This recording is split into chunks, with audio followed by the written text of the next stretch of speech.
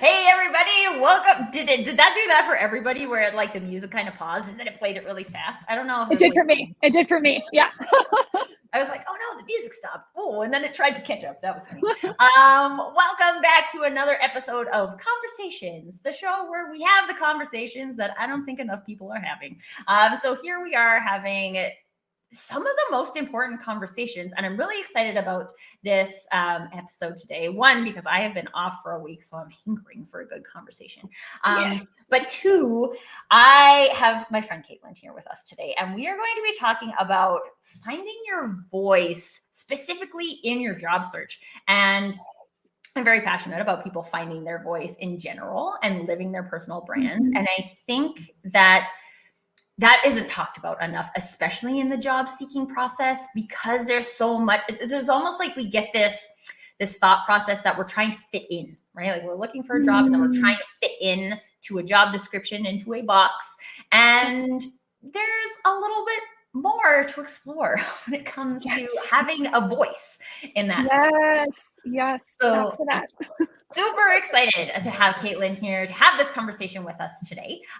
So before we hop too much into the conversation, because we could talk about this for a very long time, Clayton. Can you tell everybody who doesn't already know you who you are and why you're so passionate about this type of career building?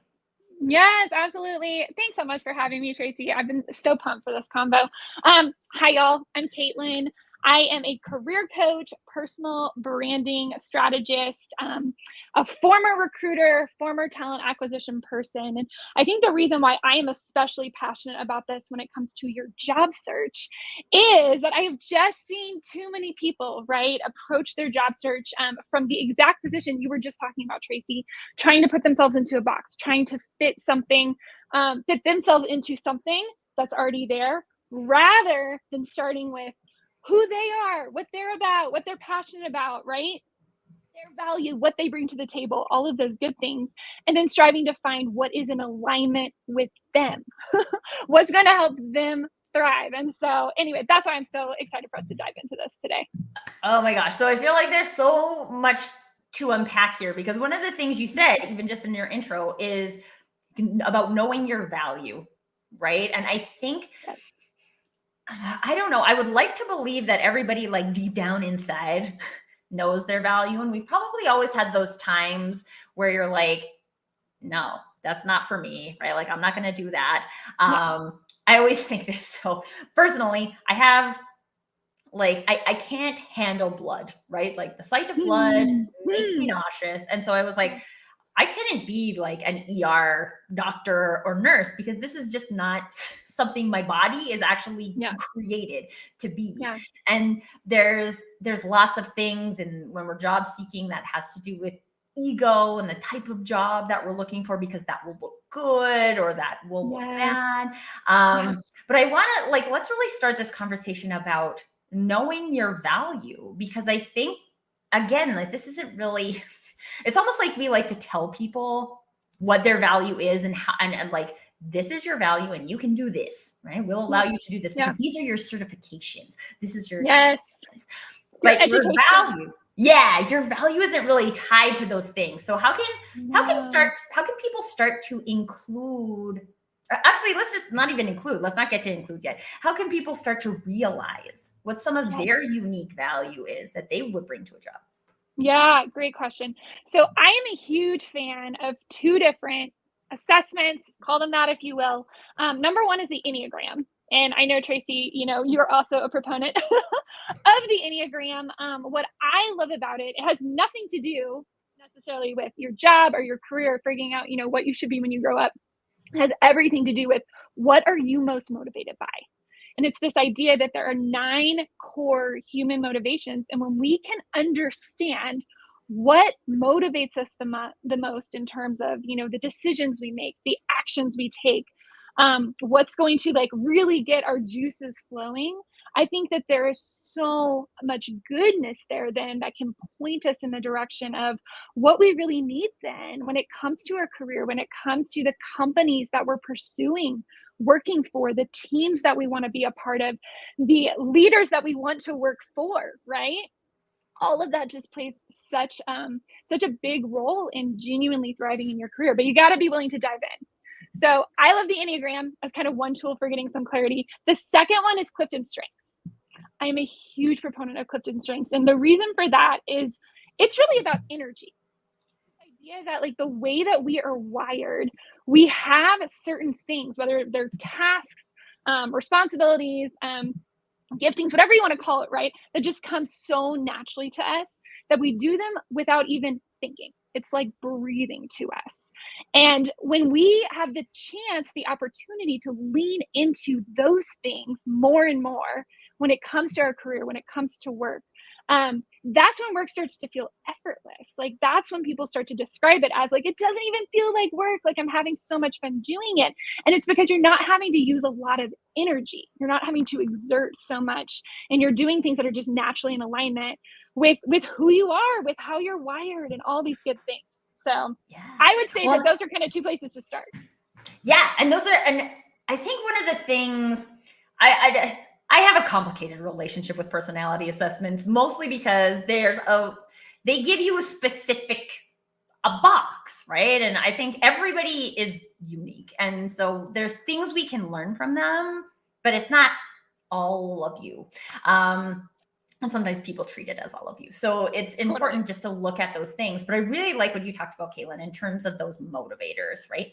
Yeah. One of the stories I always share is that like I teach a cardio dance class and I teach it for an hour, right? It's an hour of cardio dancing.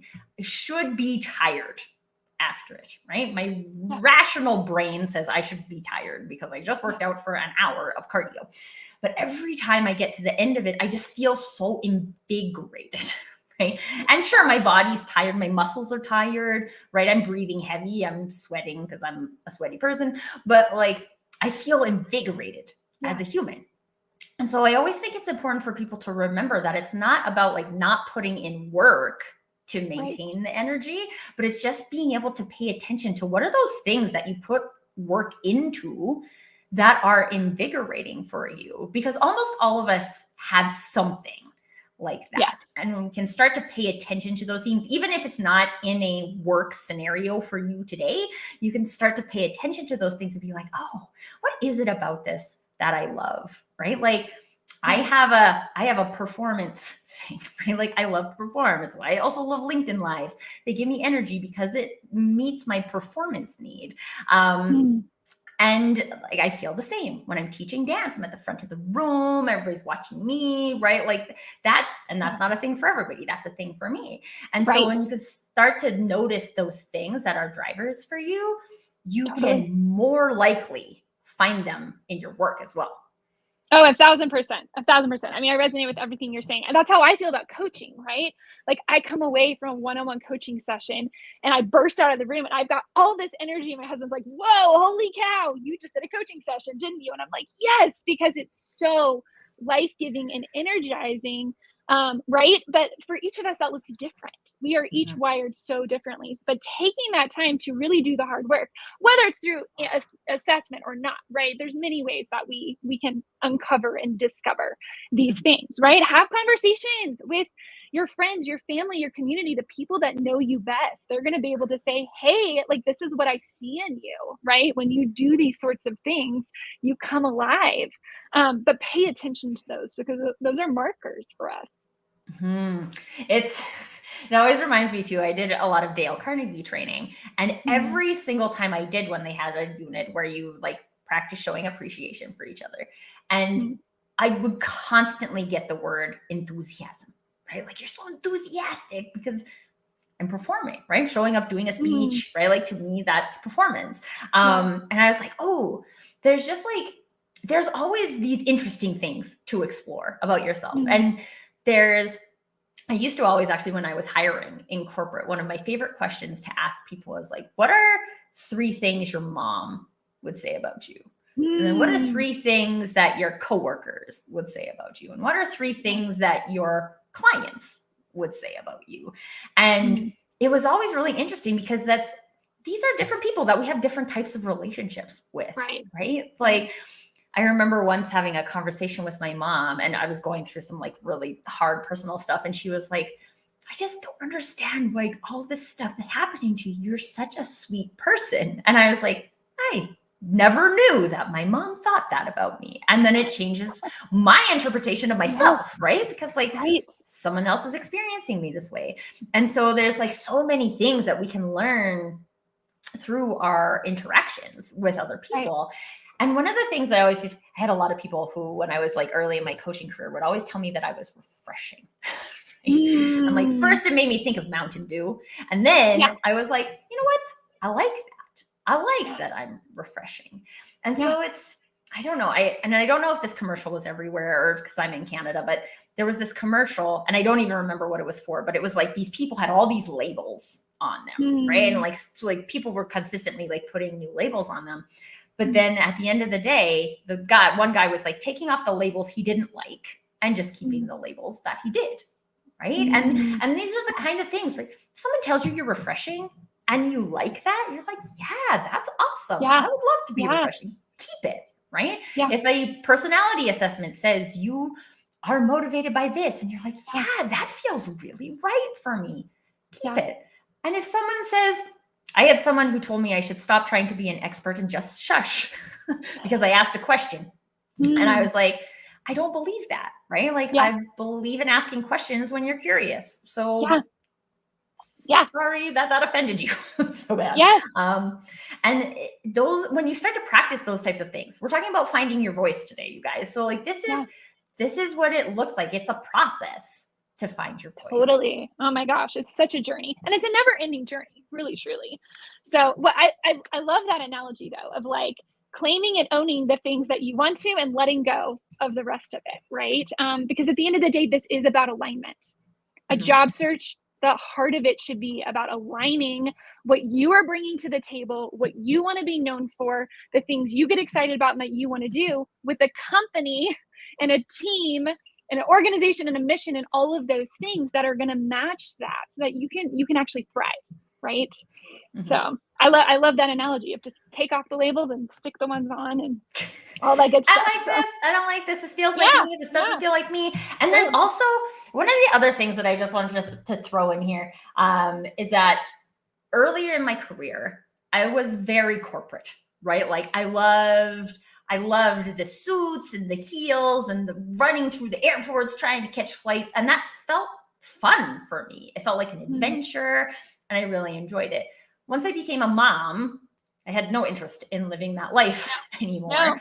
No. And that's fine, right? It's okay to want this right now. And it's okay to change your mind. And I feel this really ties into the concept of your voice, because we're not even talking about like finding a voice. We're talking about finding your voice.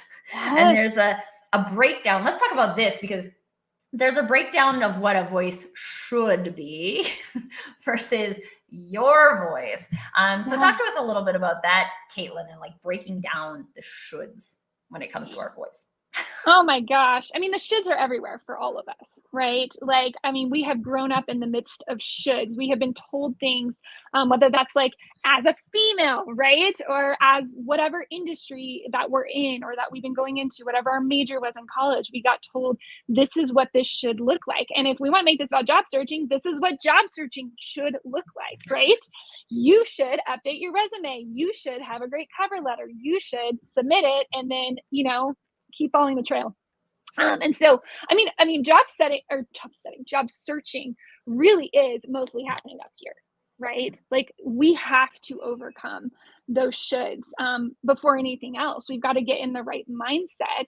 Once again, this comes back to this idea of what is it that matters most to you? Kind of that concept of like values. Like you talked about that. You had values early in your career that looked one way and that were exciting. And then you became a mom and those values shifted. And I 1,000% can resonate with that because that is the same truth for me. And, 20 years from now, our values are probably going to look even more different in our career in the midst of what we want that to look like. And so I think pausing first and foremost and really doing that check in terms of where are you at? What are those values? What do you need? And then what are the shoulds that are serving as an obstacle in getting in the way of that we need to release and we need to let go of? really it's just kind of an inventory. You got to do a giant inventory when you're job searching. Mhm. I think it's really empowering to think about the shoulds as like something you're unpacking, right? Like, Yeah. and just like the labels, right? I want to keep this. I don't want to keep this, right? Like, I should update my resume. I can update my resume. Could, if I choose to. And if I choose to, then why? Like, what is it about my resume that I feel like is not coming through? Do I feel like my voice isn't coming through? Do I feel like my knowledge isn't coming through? Do I feel like my expertise in some soft skills, because I feel like this is a big challenge in resumes, that my soft skill expertise is not coming through, right? Like, there needs to be a reason for you to do it. Just like, I remember having a mentee once, and she just wanted to lose weight, and she didn't understand why she couldn't lose weight. And I was like, why do you want to lose weight? She's like, because I think I should. Okay. Well, says who? Like, because if it's someone else saying you should, that's not your driver. It's not coming from you. It's not your motivator, right? We've talked a whole bunch about your motivators. What are your motivators? Like, I just spent 2 weeks on vacation eating all of the things. And I came home and I'm like, I'm going to start a training program like I did when I was training for my triathlon, because it made me feel strong. It made me feel healthy, right? And I like feeling strong and healthy. So I have then personal motivators to want to do that. Whereas just like, I should do that because society says that I should be 120 pounds. Yeah. It's not my motivator. Right. And we have similar things in our job search, right? Like, I want to share this with you guys. And some of you probably heard me say this before, but when I left a senior vice president of sales and marketing job when I left corporate. And I said to my husband, I was like, I'd rather go work at Starbucks. Like, I would rather be a barista, because at least they're like making something beautiful, and they're like surrounded by people, and they're like, I have had baristas who have changed my day because of a smile, right? And I was like, I don't have the ability to do that at my current job. And so I would rather do that. Now, again, that's my perspective on the situation, but those are like, a lot of times we'll think, I've had this conversation with my husband too, because I really like people problems, right? I know Katelyn is also a people person, right? Like, I'm intrigued. I'm intrigued by what stops people from doing things. I'm intrigued by what makes people do things, right? I'm intrigued by people. My husband is not, right? I remember him once saying, and he used a phrase of mine, which is like my favorite thing. He's like, I just hate spending my mental calories on people problems. And I was like, ooh, this is so interesting, because I love spending my mental calories on people things, right? And it's just like, there should be a space for him to like move up and progress in a company that doesn't involve him having to use his mental calories on people problems, right?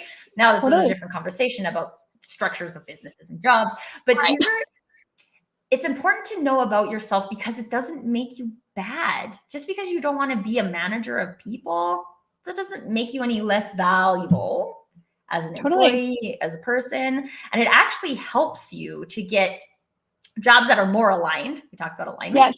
More aligned with you when you know that, because you don't have to pretend to want something society says you should. 1,000%. And honestly, it's going to make your job search more efficient and more effective in the long run, because you're not going to be spinning your wheels, and you're not going to be trying to, put yourself into a box that doesn't fit ultimately. So, and that's what we want. We want the job search to be as fun and painless as an experience as possible.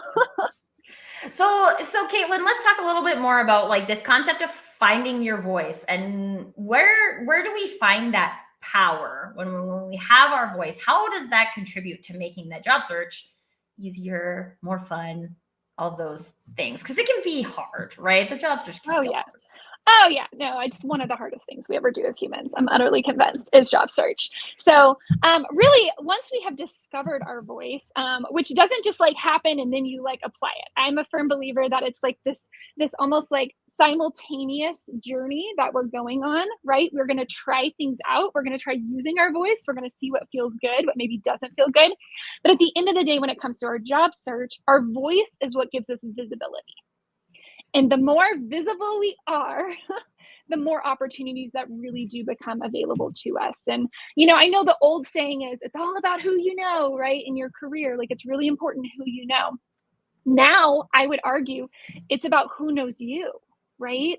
It's about who knows your value, your skill set, your experience, your story, what you're about, what you're passionate about, what you care about. Because when they know you, they're going to think of you for opportunities as they arise. And this is how you really just kind of fling wide open the doors beyond just the job boards, which, if we want to talk about shoulds, that's what we've been taught. You want a job search? You should head to the job boards. And the truth is that's just not an accurate reflection of the opportunities that are really available to you. And oftentimes the ones that are most in alignment with you. So, yeah. Well, and this is even interesting, right? Because like let's just talk about going to look at the job boards, right? I think there's things we can learn about ourselves by going to look to the job board, right? Like we can go and we can look at job descriptions. We can search our preferred keywords. Totally. I say that like a robot because I feel like it's very robotic. And see what comes up, right? See what type of activities are in a job description. You're like, oh, that sounds like really interesting, or this sounds really terrible, right? Like, what if I had ended up having to do that for like 95% of my time? That sounds like it would be the worst. And instead of trying to fit ourselves into that, trying the job post on like a new shirt, right? And be like, okay, well, I know that my shoulders are like this and my body is like this. And so these are like, let me try on the shirt, see how it fits me, right? And there's an opportunity to try on job descriptions, just like you try on clothes. And there's not, again, I feel like I've been on Q&A sessions and everything for job seekers, just being like, well, what do I need to do to get a job, right? Like, how do I need to be different? And I feel like there's so much effort that goes into trying to fit into the box, trying to make yourself a match for this thing, instead of looking at it and being like, oh, this job is like a 97% match for me, instead of me saying like, I'm a 65% match for this job, right? There's just like, there's this you kind of, it's just like you at the core, right? Like, are we looking at this as you at the core, using your voice to make a statement, you being you, all parts of you, the good, the bad, the bumpy, right? Like all the things, because none of us are perfect, zero perfect humans in here, in the chat, in the world, right? Us being us. And actually, like, I would love to hear your perspective, Katelyn, on like, what do we risk in the job searching process when we actively try to remove our voice to be something we think someone else is looking for? Yeah, we risk being miserable. We risk, I mean, truly, like, simply put. Yeah, no, I mean, I've worked with so many people now coming out of toxic, unhealthy, mismatched, misaligned work situations. And the reason, like the core reason usually is because of what, I feel like is becoming the theme of this conversation, but it's because they've tried so hard in the midst of the job search to be what that company wanted, to be what that company needed, as opposed to approaching it from, here's who I am, here's what I want, here's what I need. And does this company offer that? Like, will they be able to provide me with these things? And being willing to walk away from an opportunity if it doesn't, right? Because we should, I'm going to put a should out here. We should have non-negotiables when it comes to our career, in terms of, I need a job that absolutely has this thing or absolutely does not have this thing. Whatever your non-negotiables are, you should be willing to walk away. And the journey should be this mutual discovery process in terms of, are we a good match for each other?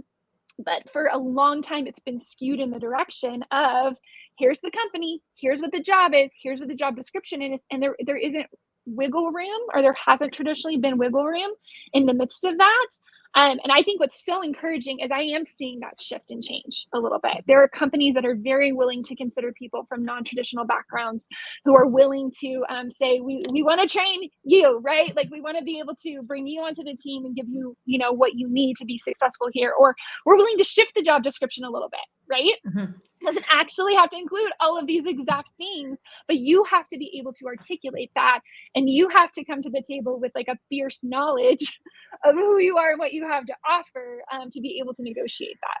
Yeah, absolutely. And one of the things that I think too, and we haven't really talked about this yet, but is like, what is the contribution that you want to make, right? Yes. Because one of the things that I struggled with is that I see myself as a problem solver, right? And that I can see things from lots of different angles, and therefore I can see unique ways to address a problem. But I remember having this interview once, like when I originally quit my corporate job and I didn't know if I was going to consult or what I was going to do. And I was on this interview to be a project manager. And like, what? Project managers make good money, right? Like I have the skills to be able to do that. So sure, I'll go into this interview. And one of the things I asked them is like, I said, one of the things I know about myself is that if I see a process that is very ineffective, I'll be distracted by it until it gets fixed. I'm not very good at just like hunkering down and doing a stupid process for the rest of my life, right? Like I'm not good at that. So in terms of like your relationship with the project managers, what's your expectation of them? Do you expect them just to execute the processes that are in place, or do you expect them to help make things better? And they said, we expect people just to execute the process. And I was like, I would respectfully withdraw. Because that's not what I'm good at, right? That will be painful for me, and it will also be painful for you, because I'll constantly be trying to fix the broken processes, and you'll be constantly annoyed by me because that's not what you want me to do, but that's what I want to do. But if I don't know that about myself, then I can't show up and like own my piece of that. And there's so many times I'm like, thank God I did not take that just to like have a job, because I would have been miserable. And the reason I quit my corporate job was because I was miserable, right? So I'm not gonna accept that again. Yes. And there's a lot of people who start their own businesses, who build their own businesses exactly like the businesses they came out of, and end up miserable in them as well. So it's really about, I like what you said, Katelyn, about how it's like a continual exploratory process, right? Like you go to an interview and you learn something about yourself. You look at a job description and you learn something about yourself, and you keep building on that profile of insert first name here, you, right? The Tracy, this is the Tracy profile. This is what will be optimal. And I also always like to share, like, there's no job that's 100% match for you, right? Being an entrepreneur isn't 100% match either for people. You still have to do things you don't want to do. So there's no 100% match.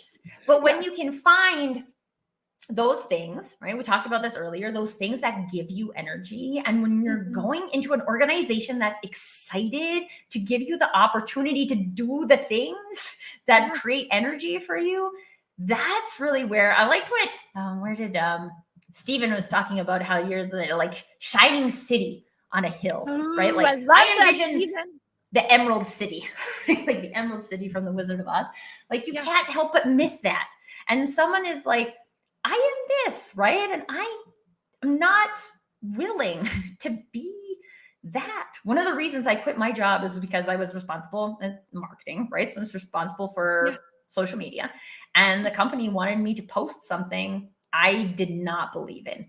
And I said no. And they didn't fire me, but I was like, the fact that you don't know enough about me to know that I do not agree with this, and I've worked here for 8 years, makes me feel like maybe I need some different place to go. Or if everybody else has agreed that this is what we should do, and I'm so strongly against it, then like, I don't believe in like good and bad values. Like if you guys are like different visibility values is your number one value and it's just not aligned with mine, right? Then I can't do that. And I actually said to my boss, I'm like, if you want to post that, you can, but I can't, right? Like I can't be the one to do that. It's your business. If you want to post that, it's your business, right? But I can't do it. And it felt scary in the moment to say, no, Of course. I'm not going to do that. But never have I regretted it. Because if I had done it, I would have felt so gross, right? Like I would have been trading a personal value for a social media post, right? Like, yeah, for real? Like, no. Yeah. No alignment there. No. Yeah.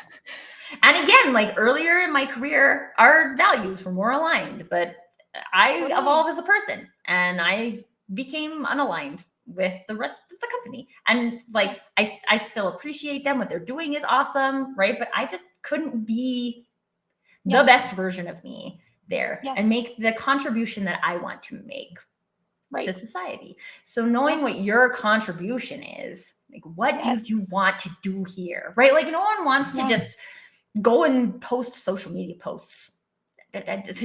Lots of people can do that, right? But like, why does that sound like something that's fun? Maybe like I've had a lot of people, like most of the people I know who are very good at sales are good at it because they like having conversations. They're like curious by nature. They love figuring out people and problems and creating solutions, right? Like, because that's what's fun for them.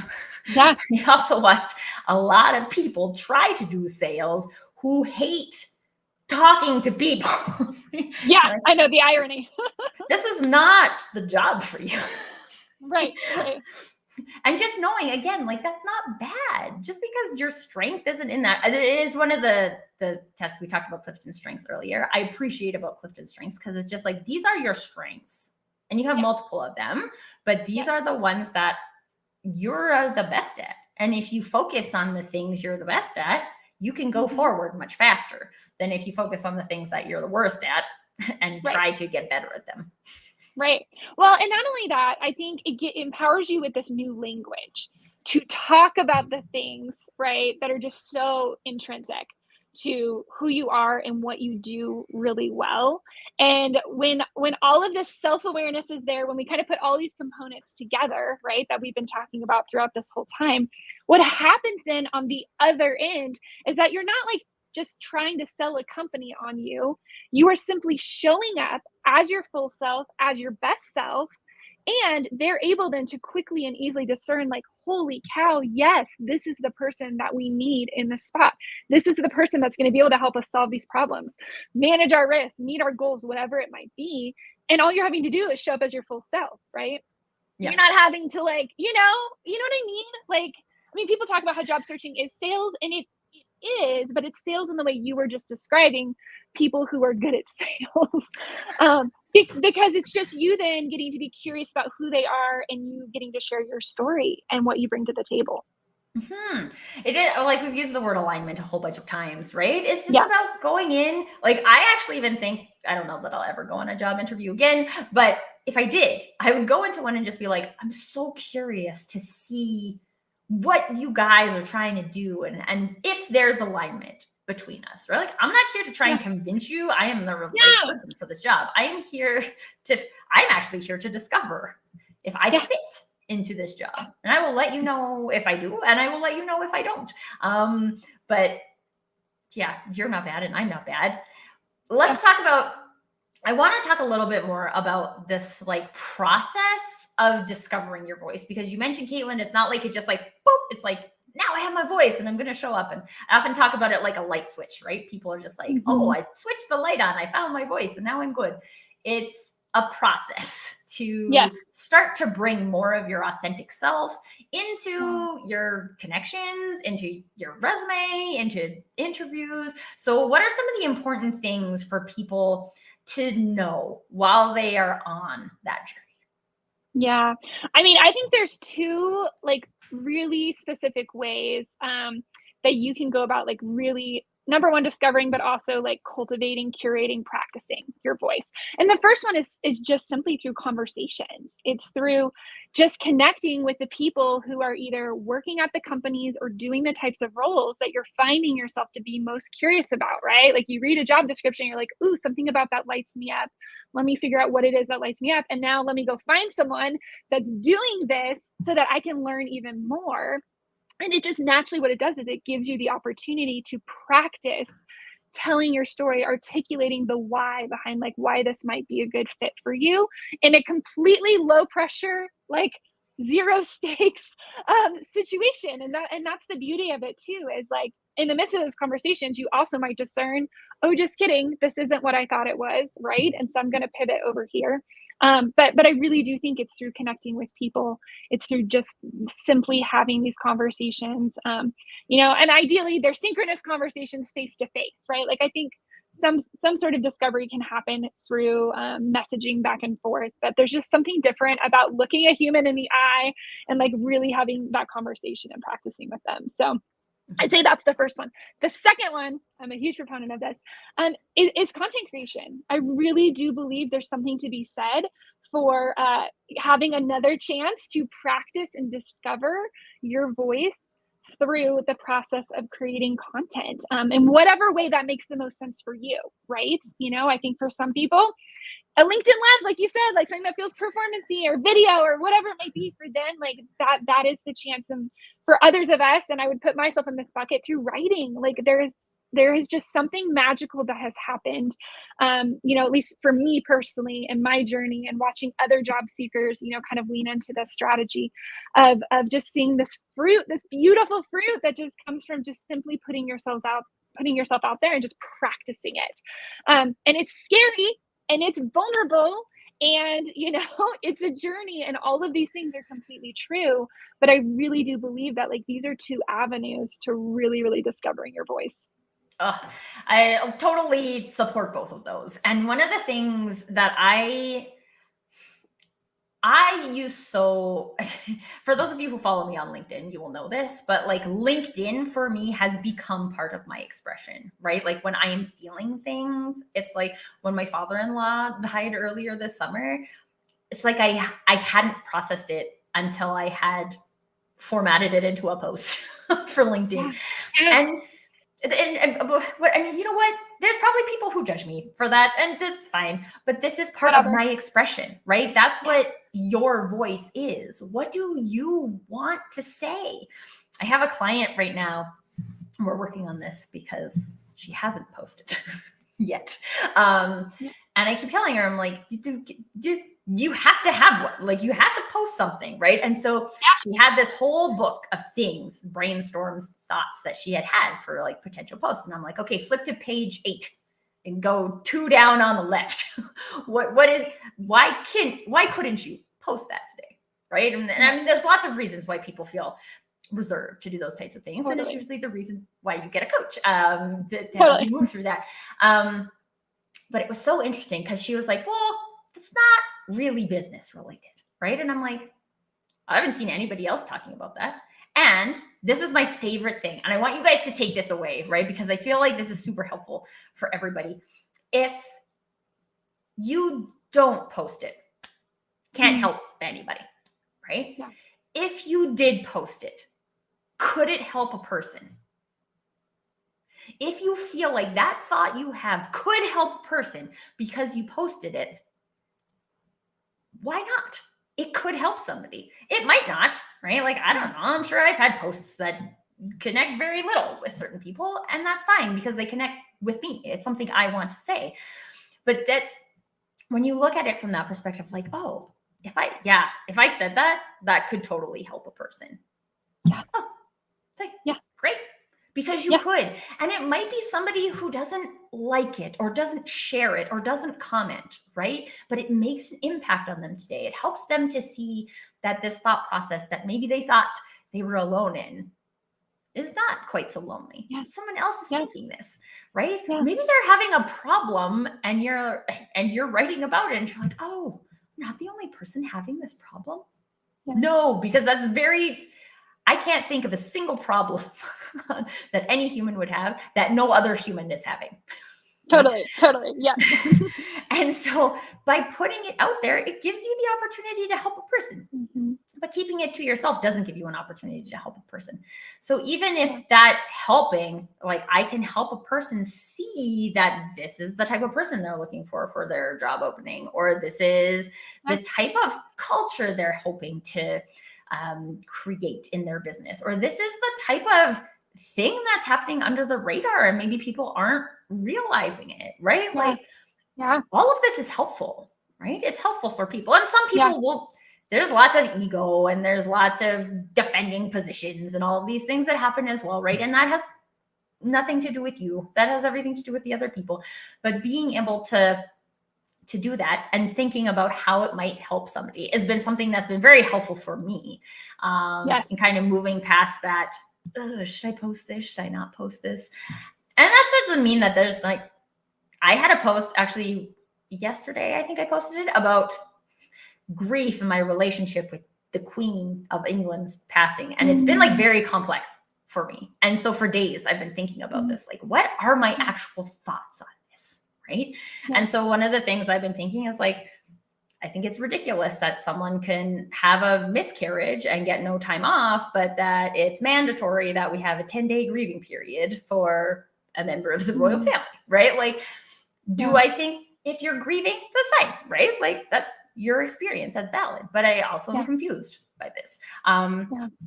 And there's some other people who are confused by it as well. So we get to build relationships on that. And that's when, Katelyn, you mentioned starting conversations, right? That's when you start to get into conversations that matter to you, right? And when you spend more time in the conversations that matter to you, it gives you more insight into what are the things that matter to me? What are the contributions that I want to make? Because I've had reciprocal process, you know, right? And there's a couple of people I know on LinkedIn who have turned down jobs because the job said they couldn't have their own personal brand on LinkedIn anymore. And they're like, I've done a lot of work to build this, and I believe in all the things I'm doing. So if you don't believe in that, then we're not aligned, and that won't work for me, right? I think that's so beautiful. Right? Yes. Like that's when you actually like you're owning your voice over and above the societal concept that someone else owns you by paying you a salary. Yes. Snaps to that. And it takes courage, right? And I think that is the beauty of what comes out of this whole discovering of our voice, is that we really do get courage then to stand in the truth of who we are, the value that we have, and not settling for something less than what we really want and what we deserve when it comes to our careers. Oh, and so I look at my son. I was like, my son is 4 and he's learning lots of things right now, right? Like he's learning how to ride a bike. And he's terrified of the training wheels coming off of the bike, right? Yeah. And one of my favorite things to tell him is that courage doesn't exist without fear. I mean, if we weren't afraid of something, we wouldn't have to be courageous, right? We just all go out and do it. And when you look at, I think the percentage is still in the like 1.7% or something of LinkedIn users or content creators, right? Like it's a very tiny percentage of people, because it takes courage, it takes vulnerability, most of us have a whole history of putting on a mask or a veneer of like we think society wants to see the like shiny version of ourselves, right? And then we're like, well, but what if I show up and I didn't actually do my hair today? Right? Like I just let it air dry. What if, right? So what if Tracy and Katelyn didn't show up today to have this conversation because I didn't have time to curl my hair? A lot of people would have lost today. Like Katelyn and I, just in the like power of conversation that we have with each other, the nuggets that we've dropped today, like more people lose than like if you were like, you got to have curled hair, like that's fine, but you're not my people, and that's fine. And there's a reason why my hair is in a mom bun today. Just saying. I'm pretty sure my hair was in a mom bun when we first met, but I got a haircut since then, and it doesn't work for me anymore. But like, who cares? And it took me a minute, right, you guys? It's not like the light switch where I was like, okay, switch. I don't care about this. There was a process, right? Like, I even had a coach once that said, like, you should make sure you wear your hair down and your contacts instead of my glasses, because that's how people see you. They can connect with you better. And I'm like, well, if feel like there's like a little bit of logic here, but I've also worn glasses since I was like 8 years old. So I feel like it's part of my personality here. Yeah, Well, I like this. Kristen is calling it her power bun. Okay. I used to always say to my son, like, Kristen. you want to see the version of Tracy that gets shit done? My hair will be up, right? Okay. That's how I get stuff done. Oh, and it was so cute once, even my son, I was like, had my hair, I think my husband and I were on like date night or something. So I was wearing my contacts and my hair down when it was long, all curly and stuff. I went to pick him up and I came home. Actually, I think even it was at my mother-in-law's. I like took my contacts out and put my hair up and he was like, oh, now you look like mommy. Like, oh, that's just sweet. His version of me, right? Yes. And I'm like, yes. And this is again goes back to the like, what do you like about yourself, right? Like if you feel powerful, I want to call these power buttons from now on. I might steal that for you, Kristen. Let me know if that's okay. I can give you credit for it. But like this, you want me to show up in my most capable self? I'll be wearing my power button. If you have a problem with that, then like I have a problem with going to work for a company that doesn't want me to show up as my most powerful version of myself. So totally, 100%. Yeah. So like, I feel like there's a sense of ownership here, really, right? We're talking about what's your contribution, finding your voice, right? Like it's really about owning your value, to bring it back to what we started talking about in terms of your value. And so we talked about a whole bunch of things, Katelyn, today in terms of that. But if somebody is in the audience today and they are feeling like, I have not been owning my value in this job seeking process, it's like sucking all my energy. I don't feel like I'm being myself. I feel like I am just trying to squeeze into someone else's box. What is a good first step for them to get kind of kicked off on this journey to finding their voice? Find one person that you feel safe sharing all of this with, right? Practicing it, trying it on. But there's just something to be said about communicating it with another human being, looking them in the eye, right? And standing in that truth of who you are and what you bring to the table, and figure out who that safe person is, right? Maybe it's a family member, maybe it's a friend, maybe you just hit up someone randomly on LinkedIn and you're like, I'm gonna go all in and just do it with a stranger. Whatever works for you. But practice like naming it and claiming it and do it out loud, because there's just power in that. And you will experience like a physical difference, right? When you voice it and you say it to another human being. Yeah. So that's what I would say. Oh, I love this so much because I do feel like when you find the right, I like to call them peeps.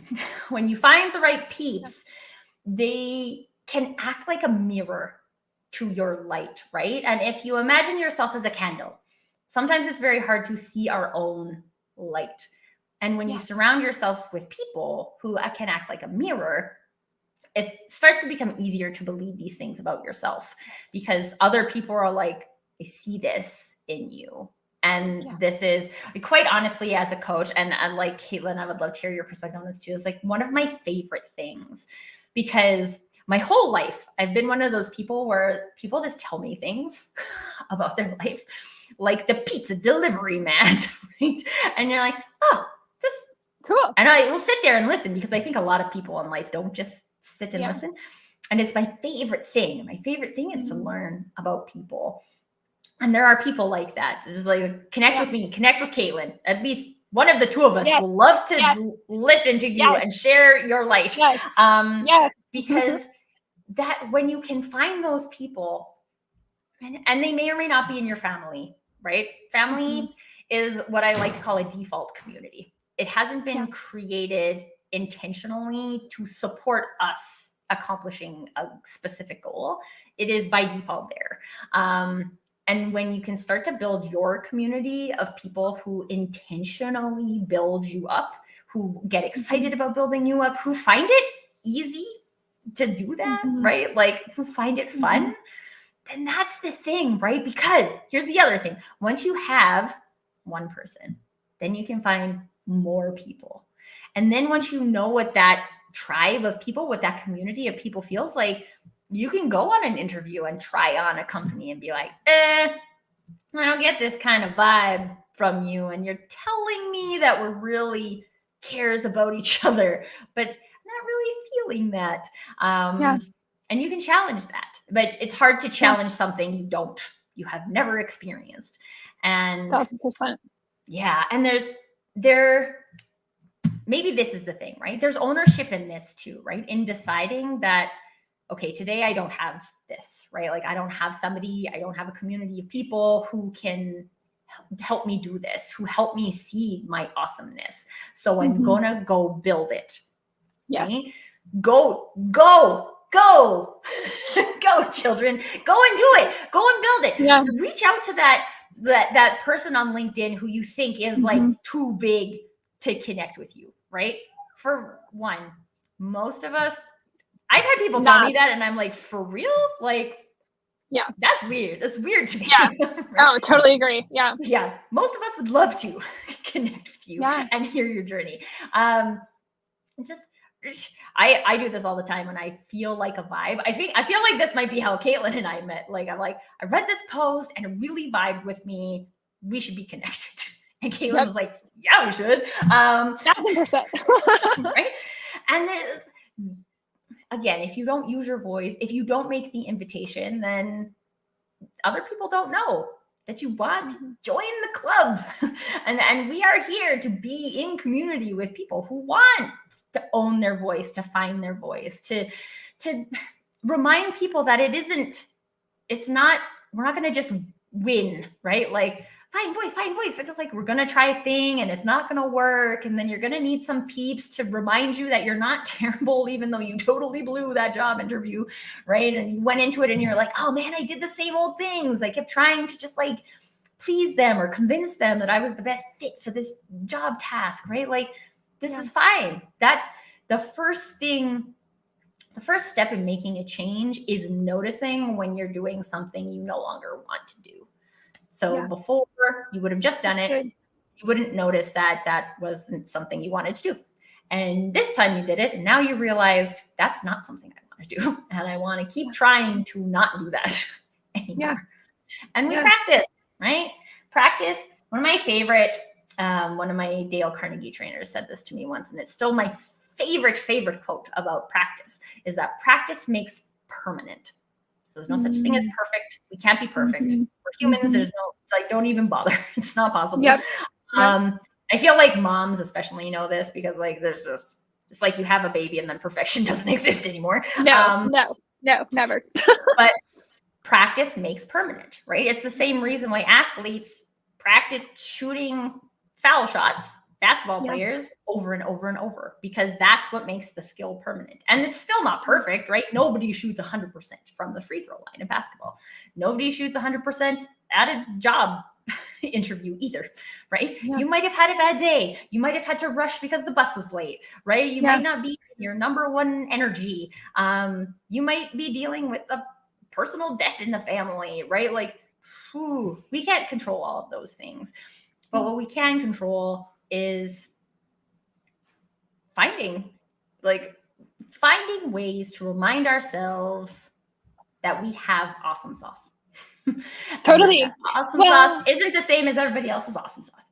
No, and community is the best way to do that. Like, the people that are in my coaching program know that I'm a firm proponent of this. Job searching is a team sport. Do not do it alone. You need to do it in the context of community for all of the reasons, Tracy, that you were exactly just naming. We need those people to be able to reflect back to us the deeper truths when we forget it. We need people to be able to encourage us when we feel discouraged. We need people to speak new truths, right, that maybe we haven't thought of. We need people to hold us accountable, right? Like, hey, you said you weren't going to settle on this front, when it comes to your job. And like, it kind of sounds like you might be settling if you were to go with this opportunity or this company. We need those things. And that is done in the context of community. Absolutely. Because it's easy to forget, right? It's easy like, oh, we did great. And now we've got this offer and I don't have any other job offers, so I should just accept it, right? I remember talking to a lady and she was like, she had 2 job offers on the table, and she's like, I'm going to meet with the like senior executives of this other company, but I'm already getting kind of like a hinky feeling about it. And I'm like, well, that's great, right? Like, let's think about like, what is it that is making this feel hinky? Is like my new word. I feel like I'm from like Scooby-Doo or something, but like, what is making it feel weird? And ask them, about it, right? And then see how transparent they are, because if they're willing to talk about it, then maybe it's something you can explore. But if they're not willing to talk about it, or they're trying to convince you that this is not true, then maybe that's not what I'm looking for. If that transparency is important to you, right? Totally. I really love this, and I believe life is a team sport. So yeah, well, that is true. Also. Job seeking or building a business or whatever you're doing, it's just hard. It's just hard to do it alone. And so I just want to thank everybody for getting in the conversation today, because this is also the point, right? Like, conversation is generated between groups of people, not just two people. And there was so many things. Oh, this is a great point, Kristen. Community keeps you from compromising. That's true, because and we're taught to compromise, right? Like, we're taught that compromise is part of a relationship, right? And there's things I say this all the time, because my husband and I moved in together, and he likes the toilet paper over the top, and I used to have the toilet paper under the bottom, and now I have to compromise this is not important life compromises, people. But when you're gonna go into a company or a job or a community or hire or you're looking for clients or you're looking for a spouse, right? Really, regardless of what relationship you're building, getting a job is a relationship between you and a business, you and a manager, right? What are you willing to compromise, and what are you not willing to compromise? And own it, because that is something to be celebrated about yourself.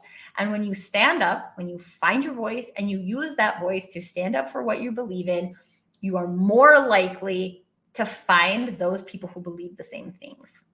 Yes. Then we have an opportunity for alignment.